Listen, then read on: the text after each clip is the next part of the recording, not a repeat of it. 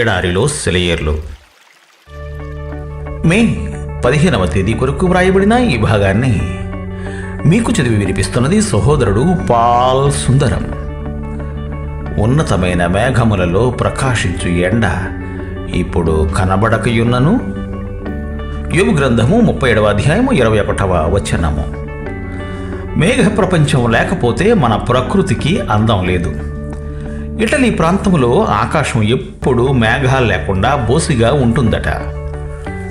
క్షణానికి ఆకారాలు మారుతూ ఆకాశంలో హుందాగా తేలే మేఘాలకు ఉన్న అందం ఖాళీ ఆకాశానికి ఎక్కడ వస్తుంది?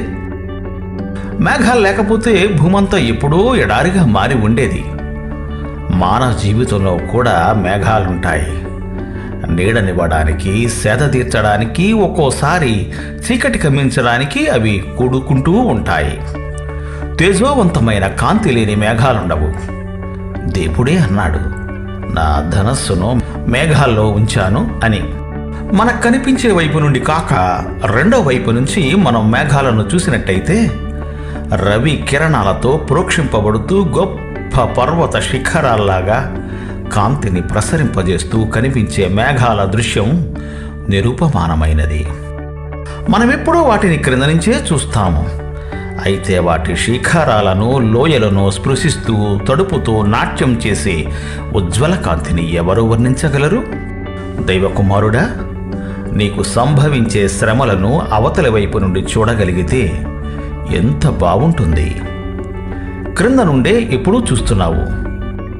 నీవు క్రీస్తుతో కూడా ఉన్నత స్థలాలలో కూర్చొని క్రింద ఉన్న మేఘాలను చూడగలిగితే పరలోకపు స్వచ్ఛమైన ధవళ కాంతిని, క్రీస్తు ముఖ కాంతిని అవి ప్రతిబింబిస్తున్నాయన్న సత్యాన్ని కళ్ళారా చూడగలిగితే ఎంత మంచిది.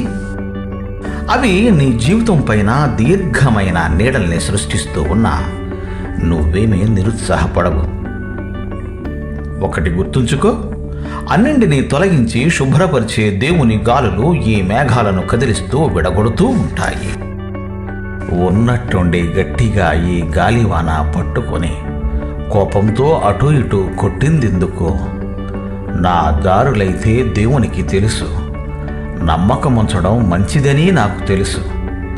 కాలజ్ఞానపు గూఢ ముసుగును తొలగించి తొంగి చూడలేను.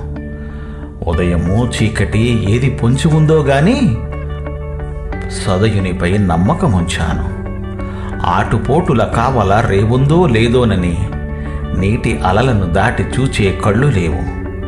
నాటికి నేటికి దేవుడు నా తోడని పాట పాడే నమ్మకం మాత్రం ఉంది. దేవుడు మిమ్ము దీవించుగాక. Amen, amen.